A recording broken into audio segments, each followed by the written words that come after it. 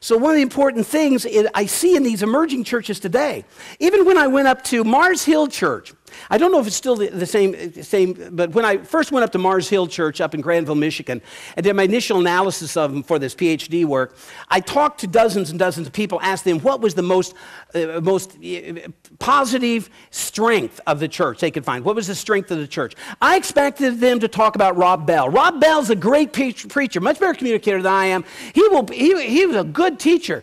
But the number one thing people said about the church in Granville, Michigan, Mars Hill, they said the strength of the church was not his preaching. They said it was their small groups.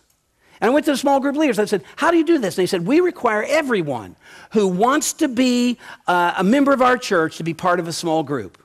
So I've required that with some of my clients that are growing churches. When you're growing, everybody wants to join you. And people are lining up like, we want to be part of your church. You can. You got to be part of a small group.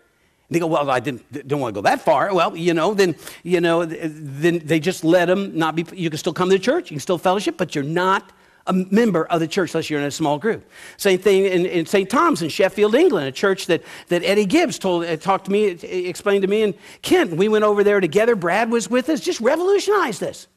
And yet we went to this great Anglican church. They have signs and wonders, very influenced by Wimber, an Anglican, a Baptist kind of co-yoked organization. I think they're called an ecumenical lay project, where two churches kind of got, the Baptist and the Anglicans pastoring and sharing the same church. But the strength of the church, they told me over and again, was the small groups. That's where people connected and stayed. If you and these younger generations emphasize small groups, then your church will survive pastoral changeover, will survive location change. All these other calamities that tend to divide us can't divide because the small group becomes the glue.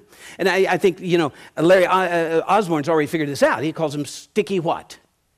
Sticky teams, sticky groups. That's how people stick together in a church. Well, so making small groups more important. Now, I'm not just talking about any type of small group.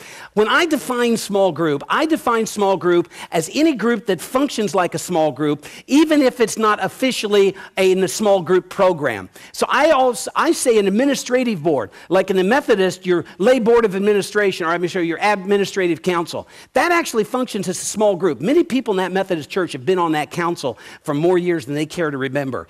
And the problem is that's the main place where they fellowship with other people in the church. So I say, let's make that a small group, and let's incorporate Bible study. Let's incorporate prayer and fellowship.